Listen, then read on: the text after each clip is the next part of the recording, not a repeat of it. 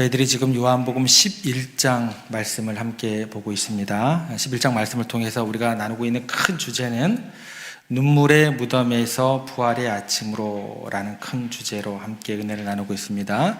그리고 오늘이 그 세 번째 시간이고 다음 주일 부활주일까지 요한복음 11장 말씀으로 함께 은혜를 나누고자 합니다. 우리가 지난주 2시간에 걸쳐서 요한복음 11장, 오늘 우리가 읽었던 본문의 그 앞부분이죠, 함께 묵상을 했습니다.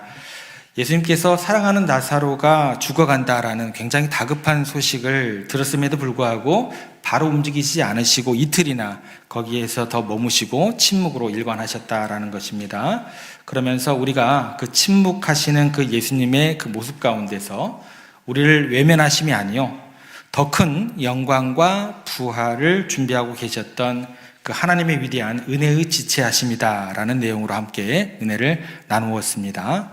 그리고 이어서 이제 우리가 읽었던 본문으로 이제 들어오게 됩니다. 오늘 본문은 예수님께서 드디어 움직이기 시작하셨습니다. 그리고 베다니에 이렇게 이르게 되었습니다. 그리고 모든 슬픔과 또 절망, 또 인간의 체념과 연약함이 뒤엉켜 있는 나사로의 무덤 한복판에까지 이르시게 됩니다. 그런데 여기까지 가시는 그 예수님의 모습을 보게 되면 우리가 복음서에서 읽었던 예수님의 모습하고 굉장히 일치하지 않는, 굉장히 낯설고 이상한 예수님의 얼굴을 보게 됩니다. 우리가 복음서를 통해서 읽었던 예수님의 그 모습이라는 것은 뭐냐면 언제나 평온하고 또 정제된 언어를 하시는 예수님을 우리가 보고 익숙하게 우리가 접하게 됩니다. 그래서 예수님은요, 웬만한 일이 아니고서는 당신의 감정을 크게 겉으로 드러내시는 법이 없었습니다.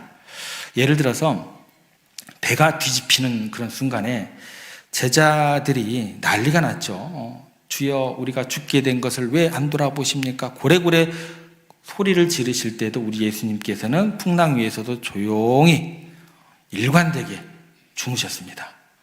이게 우리 주님이세요. 자, 그리고 십자가에 못 박으라고 소리치는 군중들 앞에서, 또 절대 권력을 휘두르는 로마 총독 빌라도 앞에서도 예수님께서는 언제나 고요하셨고 잠잠하셨습니다. 그런데요, 오늘 우리가 읽었던 요한복음 11장 나사로의 무덤 앞에서는 굉장히 다른 모습을 우리가 보게 됩니다. 예수님의 감정이 어떻게 나타나냐면 뭐랄까요, 화라산처럼 폭발하는 거죠. 오랫동안 눌러놨던 그런 감정이 폭발하는 것처럼 통제할 수 없이 폭발하고 있는 예수님의 모습을 보게 됩니다. 도대체 무엇이 그토록 평온하시던 그 예수님의 마음을 이토록 격렬하게 뒤흔들어 놓았을까? 라는 그 질문과 함께 그 이유를 찾아가면서 오늘 말씀을 통해서 예수님의 그 낯선 그 거친 호흡을 통해서 그 속에 담겨 있는 우리를 향하신 하나님 아버지, 우리 주님의 사랑을, 십자가의 사랑을 생각하면서 그 사랑을 다시금 우리 마음 가운데 새기는 그런 복된 시간 되기를 주님의 이름으로 축원합니다.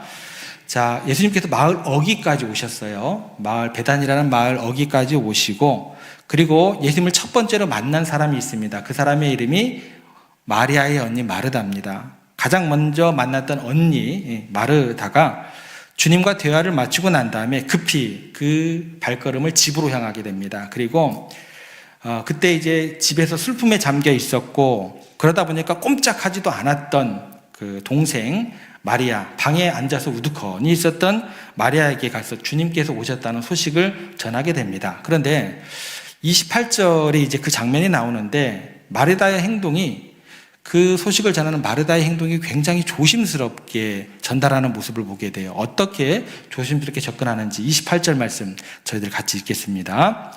가만히 그 자매 마리아를 불러 말하되 선생님이 오셔서 너를 부르신다 하니. 왜 이게 이상한 구절이 되는가? 우리가 두 가지 단어를 주목해 볼게요. 첫 번째는 뭐냐면 가만히라는 단어고, 두 번째 단어는 선생님이라는 호칭입니다. 이 두 가지를 가지고 왜 이 마르다의 그 전하는 소식 자체가, 말 자체가 이상한가 좀 생각을 해볼게요. 먼저 가만입니다. 여러분 생각해 보세요. 지금 마르다와 마리아가 그토록 기다렸던 사람이 누구예요? 예수님입니다. 애타도록 간절히 기다렸던 주님께서 지금 오셨습니다.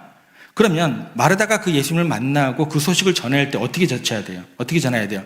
막 달려가가지고 대문 활짝 열고, 야, 마리아야, 우리 주님께서 오셨어. 크게 기뻐하면서 큰 소리 쳐야 되는 게 맞습니다.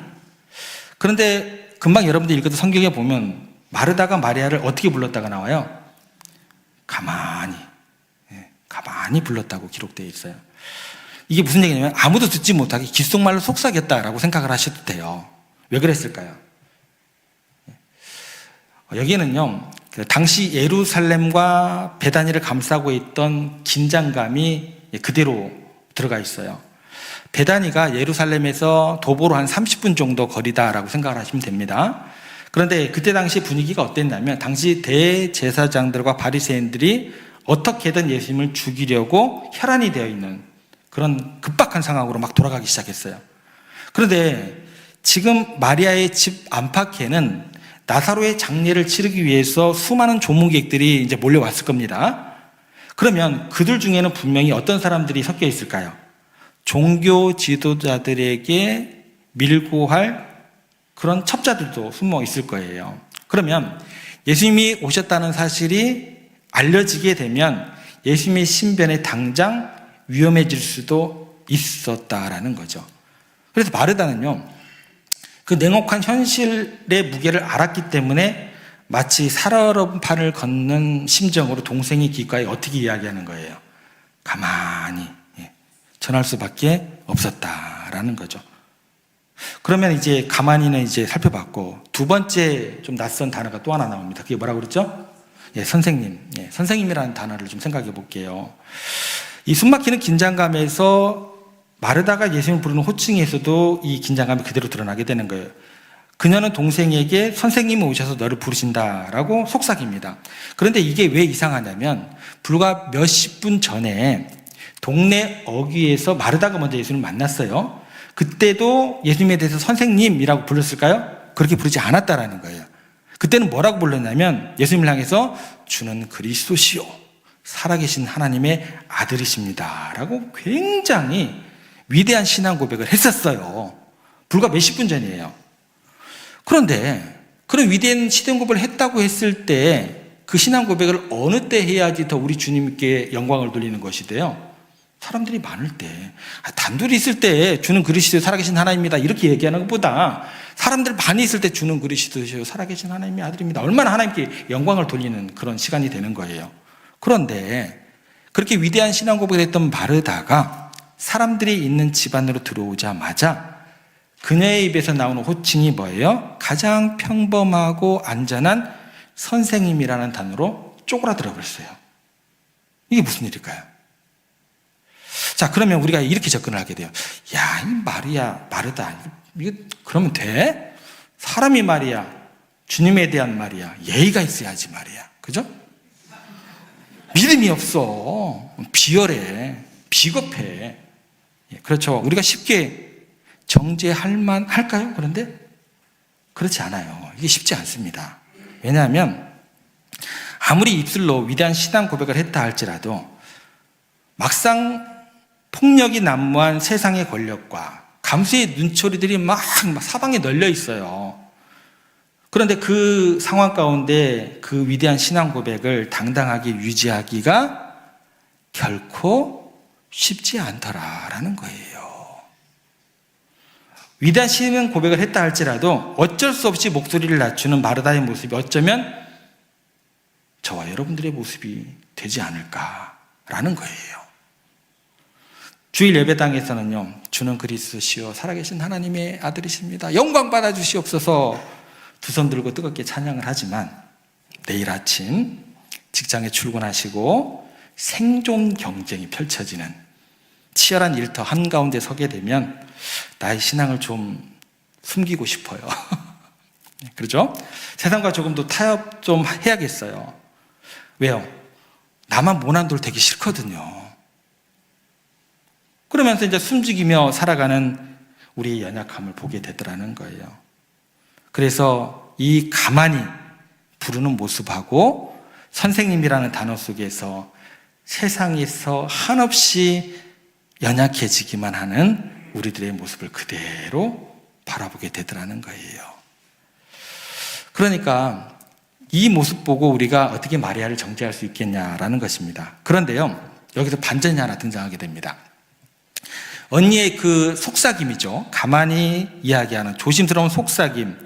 선생님께서 너를 부르신다라는 이 한마디에 동생 마리아가요, 우리의 예상을 완전히 뒤집어 엎는 반응으로 나타나게 됩니다. 그 반응이 어떻게 되는지 29절 보겠습니다. 같이 읽겠습니다.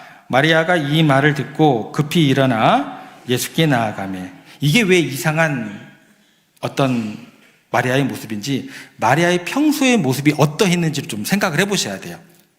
자, 그러면 두 자매의 성향을 좀 우리가 생각을 해볼게요. 언니 마르다는 본래 어떤 사람이었냐면 외향적이에요. 말보다 뭐가 빨라요? 행동대장이에요. 그런 스타일이었어요. 그래서 가장 먼저 예수님을 만났던 사람이 누구예요? 마을 어귀에서 예수님께서 오신다는 소식을 듣자마자 가장 먼저 동네 여기까지 쏜살까지 튀어나가가지고 주님을 맞이했던 게 누구예요? 마르다입니다. 반면 동생은 어땠을까요? 마리아는 어쩌면 한 배에서 나왔는데 이렇게 다를까요? 정반대예요. 어떤 일이 있었냐면, 이제 예수님께서 이제 집에 방문을 했어요. 그런데 이제 언니가 부엌에서 정신없이 일할 때 마리아는 도와줬을까요? 안 도와줬을까요? 그저 일하기 싫거든요. 정적인 여인이에요. 예수님의 발 앞에 고요히 앉아가지고 나는 말씀 듣는 게 좋아. 그 말씀을 사모하면서 말씀을 즐겨 들었던 굉장히 내성적이고 정적인 여인이 마르다였습니다. 그런데 보세요. 그렇게 감정을 쉽게 드러내지 않았던 마리아가 주님께서 지금 너를 찾으신다라는 이 한마디 음성을 듣자마자 자신의 체면도 필요 없고요, 조문객들의 시선도 필요 없고요, 그 모든 것들을 뒤로 한 채 억눌렸던 용수철이 튀어나가듯이 그냥 달려갑니다. 그래서 성경은 이것을 뭐라고 기록해요?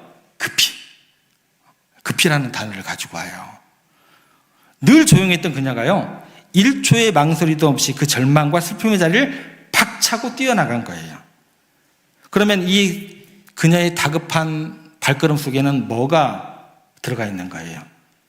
세상의 그 어떤 위로의 말이 아니라 오직 나를 부르시는 주님께만 내 상한 심령을 토해내고 그 주님께만 내가 위로받겠습니다라는 그 절박함이 담겨있는 뛰쳐나감이 되는 겁니다.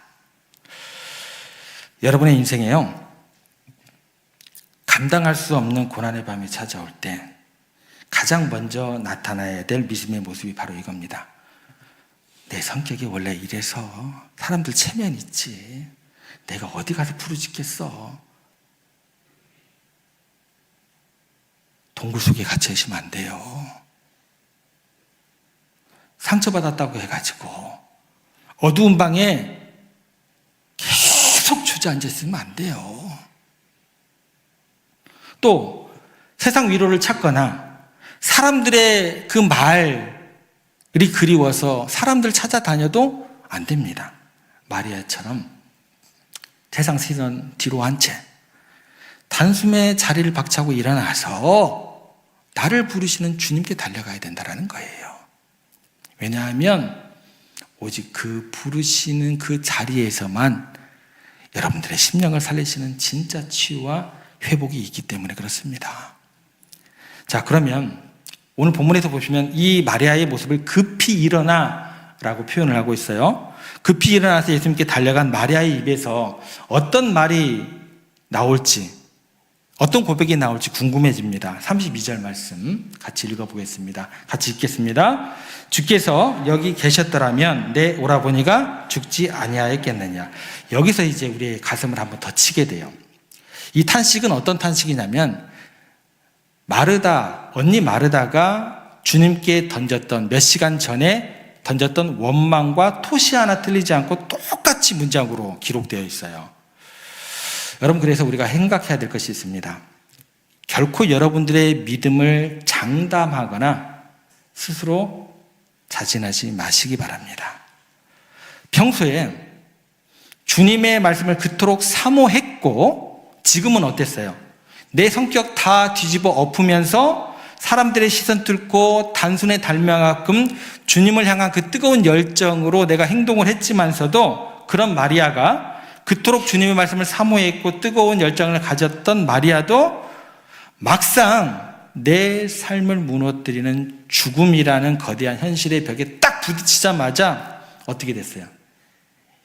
처참하게 무너져 내리더라는 거예요. 주님께서 어제 오셨더라면. 무슨 얘기냐면 우리 주님의 전능하심을 과거의 시간에 가두어 버리는 고백이 되는 거예요. 그래서 여러분들, 우리의 믿음이라는 것이요, 고난과 위기 앞에서는요 굉장히 쉽게 무너집니다. 자신하지 마세요. 주님, 그때 내 사업이 부도나기 전에 좀 막아주셨더라면, 주님, 그때 내가 그 병원에 하루만 일찍 갔었더라면,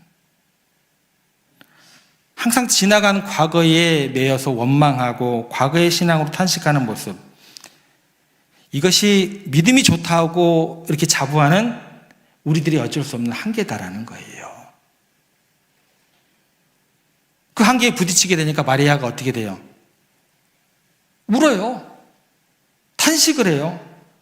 그런데 이 탄식과 슬픔이요 전염이 되어버립니다. 33절 상반절 보겠습니다. 어떻게 나타나게 되는지 같이 읽겠습니다.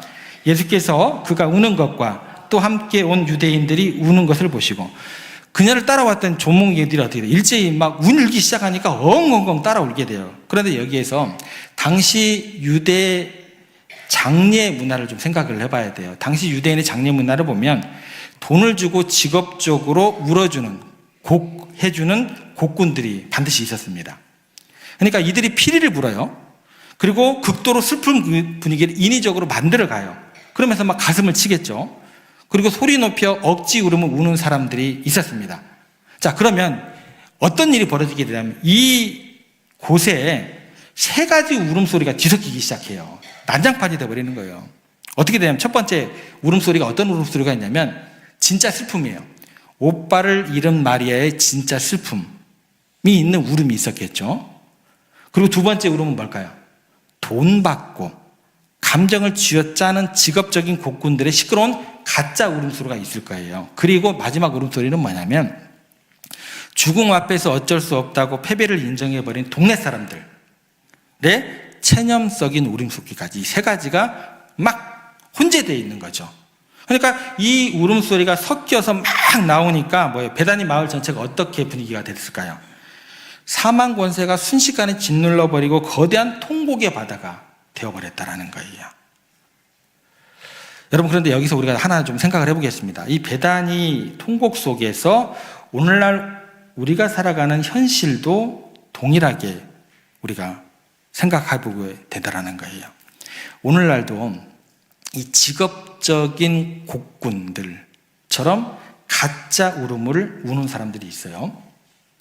성도들이 불안해해요. 슬퍼해요. 그러면 그 성도들에게 교묘하게 파고 들어가가지고 거짓된 영적 흥분과 조작된 눈물로 사람들을 미혹하는 이단과 사이비들이 있다라는 거예요. 그들의 예배가 겉보기에는요 굉장히 뜨거워 보여요. 어떤 분이 그런 얘기도 하더라고요. 신천지 가서 성경 공부를 제대로 배우다가 이상한 얘기하면 싹 빠져나온다. 안 돼요. 화려하고 뜨거워 보이지만 그 안에 십자가도 부활도 없는 가장 악하고 기만적인 종교들의 가짜 눈물이 있더라는 거예요. 굉장히 위험합니다. 반면 동네 사람들의 그 체념 섞인 울음은 어떨까요? 차라리 이게 나아요. 어쩌면 이것이 오늘 이 자리에 나와 있는 우리들의 모습일 수 있다는 거예요. 그래도 우리는 고난 속에서도 주님을 찾겠다는 그 마음으로 예배당에 오셨잖아요. 힘든 몸 이끌고 겨우겨우 이 자리에 오셨잖아요. 사이비들처럼 사람 속이고 악하지 않잖아요.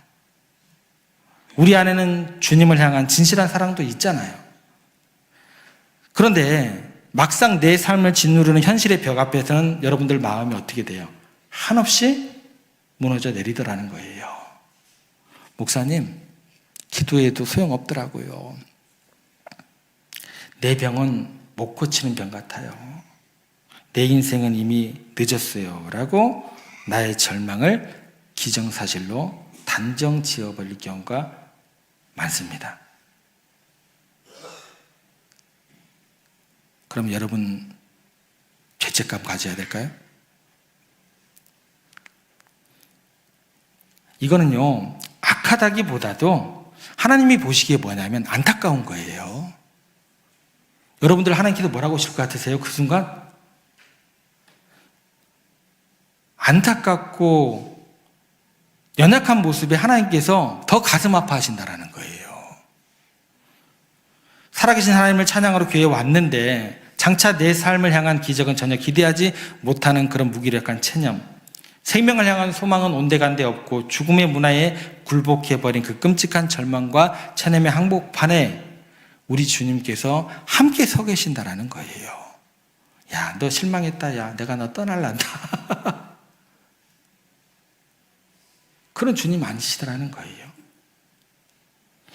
이토록 처절하게 절망 가운데 굴복해버린 이 연약한 사람들을 지켜보면서 예수님께서 과연 어떤 반응을 하시는가 우리가 살펴볼 필요가 있습니다. 이 말씀의 핵심입니다. 오늘 말씀에 33절 하반절 같이 한번 보겠습니다. 같이 읽겠습니다. 심령의 비통히 여기시고 불쌍히 여기사.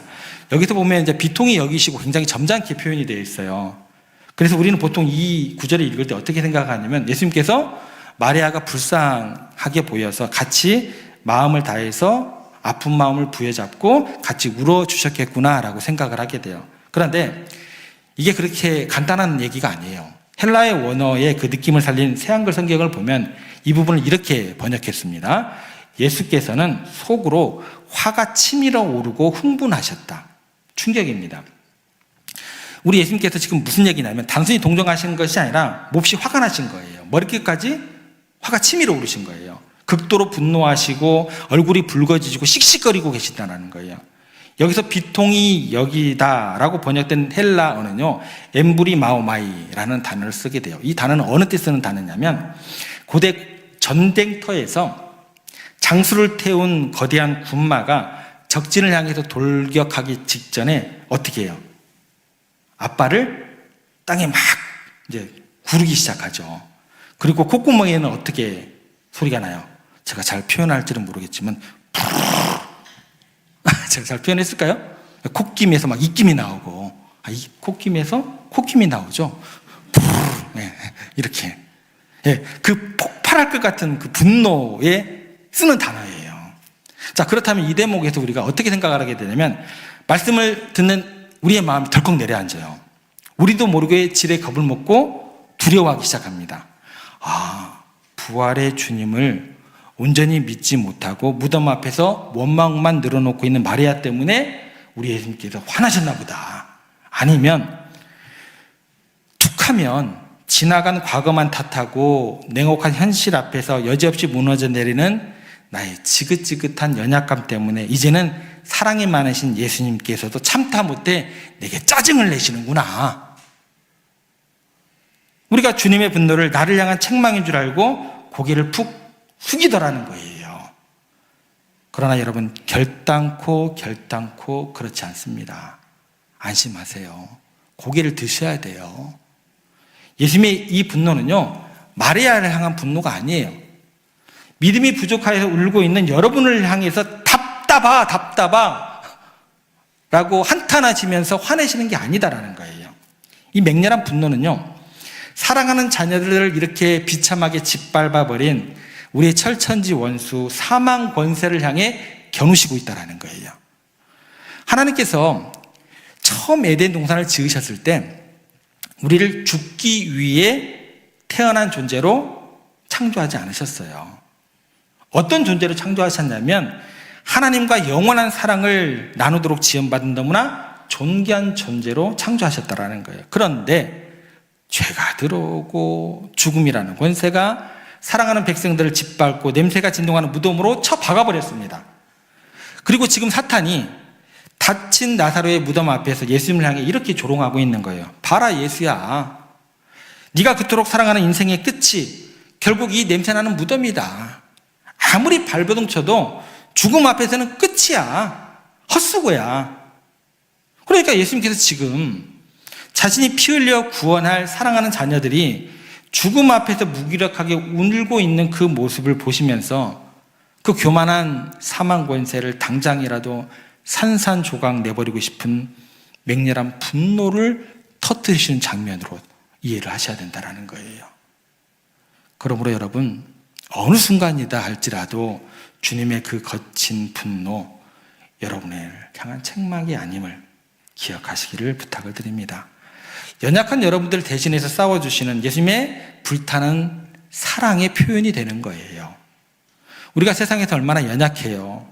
질병 선고받으면 하늘이 무너져 내리지 않는 사람이 누가 있어요?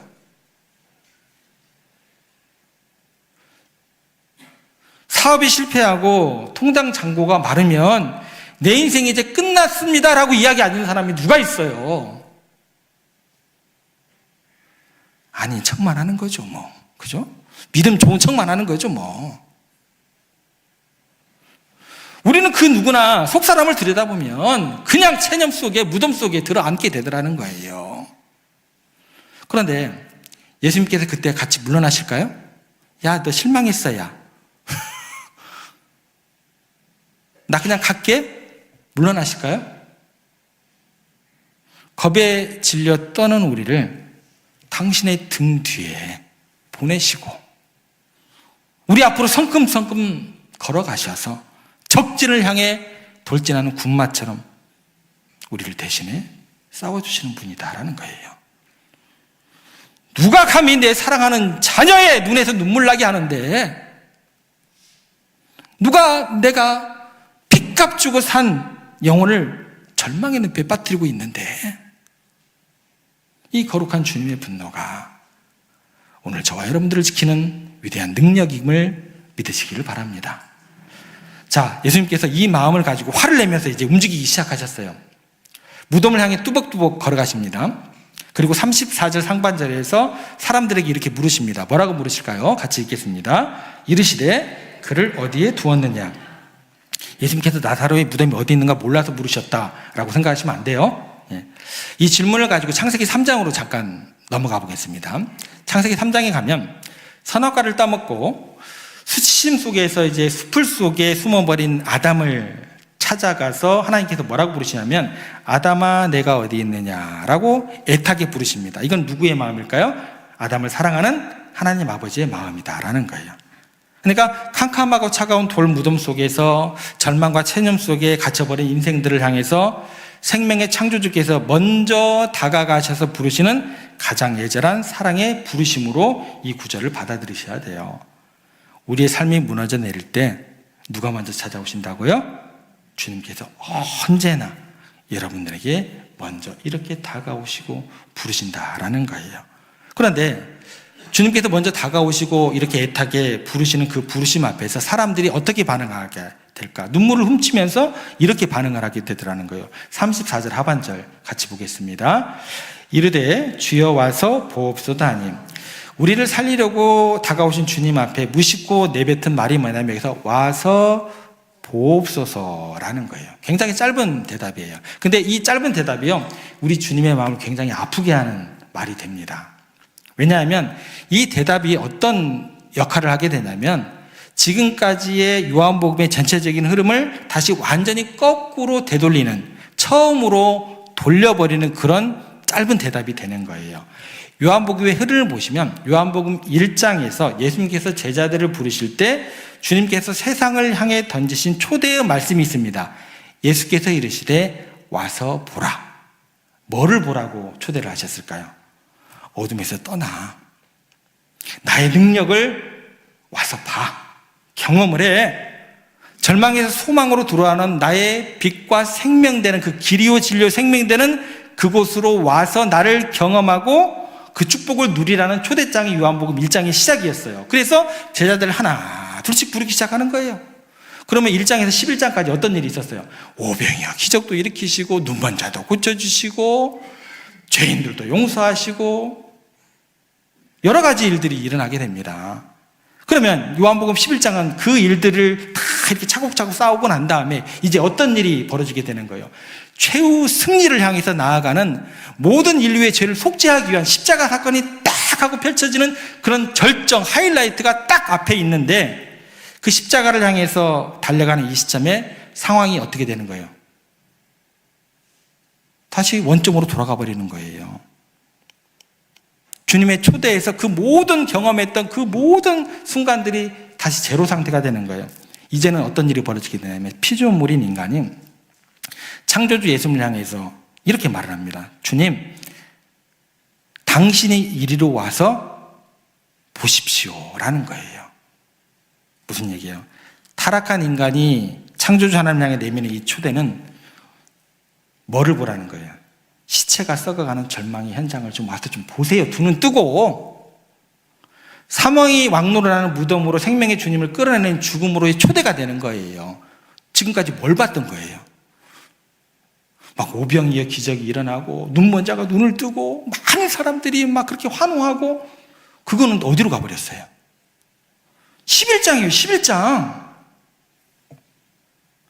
전능하신 주님을 모셔다 놓고 경험해 놓고 속으로 이렇게 말하는 거예요. 주님, 와서 이 썩어가는 시체나 구경해 보세요. 무슨 영광입니까? 이게 우리 인생의 끝입니다. 이 거대한 죽음 앞에서 당신도 어쩔 수 없지 않습니까? 피조물이 창조에게 뭐를 강요하고 있는 거예요? 체념하세요. 그냥 포기하세요. 그냥 절망하세요. 피조물이 창조주에게 그거를 지금 강요하고 있다는 거예요. 와서 좀 보세요, 여기를. 그러면 이렇게 질문해 보세요. 오늘 우리는 어때요? 전능하신 주님께서 내 삶에 먼저 찾아오셨는데 매주일 말씀으로 선포해 주시는데 우리가 그 주님을 어디로 모시고 가고 있냐라는 거예요. 주님 오셔서 내 이 닫혀진 무덤문 같은 내 현실을 박살내 주세요 라고 선포를 하시고 계십니까? 아니면 여전히 주님 제 텅 빈 통장 좀 보세요. 망가진 내 몸 좀 보세요. 내 인생 끝났습니다 라고 우리 주님을 무덤 속으로 같이 끌고 들어가고 계시지는 않습니까? 그런데 참 놀라운 사실이 하나 있어요. 뭐냐면 우리가 주님을 그 절망의 동굴로 무례하게 이끌었을 때 주님께서 도망가셨다, 도망가지 않으셨다? 도망가지 않으십니다. 굉장히 비극적인 초대를 외면치 않으시고 기꺼이 그 사망의 한복판으로 묵묵히 같이 따라 들어가신다는 거예요. 굳게 닫힌 차가운 무덤 앞에 생명의 주님께서 서십니다. 그리고 이어지는 35절, 성경 66권 가운데 가장 짧은 절입니다. 우리의 모든 어떤 그런 어려움보다, 우주의 무게보다 더 무거운 하나님의 마음을 담고 있는 구절이 35절 말씀입니다. 같이 한번 읽어보겠습니다. 예수께서 눈물을 흘리시더라. 우리 구절은 굉장히 좀 길게 나와 있는데 영어 성경으로 보면 Jesus web입니다. 예수님께서 우셨다. 딱 두 단어예요. 가장 짧아요. 그럼 왜 이렇게 짧게 기록했을까? 세상에 그 어떤 단어를 가지고 와도, 어떤 수식어를 가지고 와도 그 어떤 인간의 언어로도 이때 주님께서 흘리신 그 눈물의 깊이와 무게를 다 담을 수 있다, 없다? 없다라는 거예요. 주님의 눈물은 조금 전 무덤 앞에서 사람들이 시끄럽게 울부짖었던 그 통곡과 완전히 결이 다른 거예요. 소리내어 엉엉 우는 감정의 폭발이 아닙니다. 여러분들 너무나 슬프면 어떻게 돼요? 울음소리가 들려요? 흐느끼죠. 울음소리도 안 나와요. 그 장면을 생각하시면 돼요. 아무 소리도 없이 밑바닥부터 막 끓어오르죠. 막 뜨거워지죠. 그럼 어떻게 돼요? 눈물이 쭉 흐르는 거예요. 그 침묵의 눈물이다라는 거예요. 그러면 주님께서 누구를 위해 우셨을까요? 먼저 이 눈물은요, 연약하여 넘어진 우리를 꼭 안고 오시는 공감의 눈물입니다. 우리가 인생의 캄캄한 밤에서 홀로 눈물 지을 때 재정의 어려움, 관계의 어려움, 질병 앞에서 속수무책으로 무너질 때 내 연약함에 스스로 자책하며 나의 신앙 없음을, 믿음 없음을 한탄하며 엎드려 있을 때 우리 주님께서 오셔서 왜 이렇게 믿음이 없느냐라고 책망하시는 분이 아니다라는 거예요.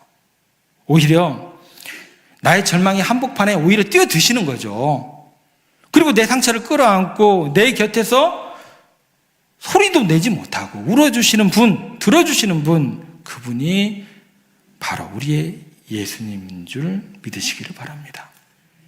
그런데요, 이 주님의 사랑은요, 단순히 울어주는 것을, 함께 울어주는 것으로 끝나지 않습니다. 사람들이 그래서 주님의 눈물을 보면서 조롱하기 시작해요. 37절 어떻게 조롱하는가 좀 볼게요. 같이 읽겠습니다. 그중 어떤 이는 말하되 맹인의 눈을 뜨게 한 이 사람이 그 사람은 죽지 않게 할 수 없었더냐 하더라. 사람들이 이제 이렇게 생각하는 거예요. 울고만 있으니까 저 예수가 사람 살린 능력은 없나 보다야. 저렇게 그러니까 무기력하게 울고만 있는 거지. 이렇게 생각을 하더라는 거예요. 당장 기적을 보여주지 않고 조용히 눈물만 흘리시는 주님을 세상은 무능하다고 조롱하더라는 거예요. 그런데 하나님께서 보내신 우리 주님께서는요, 무능해서 우신 게 아니죠. 주님께서 아셨습니다. 뭘 아셨을까요? 여러분, 불타는 집에서 누군가를 구출하려면 반드시 누군가는 그 뜨거운 불 속으로 들어가서 꺼내와야 돼요. 마찬가지예요. 죽음의 냄새가 진동하는 무덤에서 나사로를 꺼내기 위해서는요, 죄와 사망에 갇힌 내 불쌍한 자녀들을 생명으로 건져내려면 반드시 죄 없는 누군가가 그 죽음의 무덤 속으로 대신 들어가서 찢기고 죽어야만 한다는 사실을 주님께서 아셨습니다. 그러니까 무덤 앞에서 흘리신 주님의 이 눈물은요, 우리를 살려내시기 위해 며칠 뒤 골고다 십자가 위에서 당신의 물과 피를 다 쏟아내시면서 흘리실 위대한 십자가의 눈물이 되는 거예요. 무슨 얘기가 되냐면, 한없이 약한 내 사랑하는 자녀들아, 내가 너희의 눈물 닦아주고 너희를 절망의 무덤에서 살려내기 위해서 내가 너희 대신해서 저 죽음의 십자가 형벌 속으로 내가 뚜벅뚜벅 걸어갈게. 이것이 세상의 조롱 속에서도 나를 살리기 위해 묵묵히 죽음을 선택하신 가장 무겁고도 거룩한 십자가의 눈물이 되는 겁니다. 말씀을 정리합니다. 우리 예수님께서 나의 실패한 현실을 구경하고 같이 체념하고 그러려고 오신 분이 아니십니다. 나를 짓누르는 사망 권사를 향해서 콧김을 뽑으면서 먼저 앞서가서 싸우시고 툭하면 넘어지는 내 연약함을 정죄하지 않으시고 내 곁에 소리 없이 다가오셔서 함께 울어주셨고, 거기에서 그치는 것이 아니라 결국 나를 영원한 생명으로 살려내기 위해서 친히 십자가에서 그 차곡한 죽음 속으로 기꺼이 걸어 들어가신 우리의 구원자 되시는 분이십니다. 그러니 성도 여러분, 더 이상 냄새나는 내 과거의 무덤, 실패의 무덤 앞에 주저앉아 내 인생 이제 끝났어 라고 체념하고 계시지 않기를 부탁을 드립니다. 나를 위해 싸워주시고 나를 대신에 피 흘리신 그 크고 위대한 십자가의 사랑을 오늘 두 손으로 다시금 붙잡고 나아가시기를 부탁을 드립니다. 오늘 종료주일 또 고난주로 이루어지는 그 무덤을 향해 있었던 우리의 시선이 주님께서 열어주신 부활과 생명을 향해 온전히 열려지시기를 소망합니다. 어떤 공격 속에서도 우리를 위해 죽으시고 승리하신 생명의 주 예수 그리스도의 능력이 여러분의 삶 가운데 충만하게 임하시기를 주님의 이름으로 축복합니다.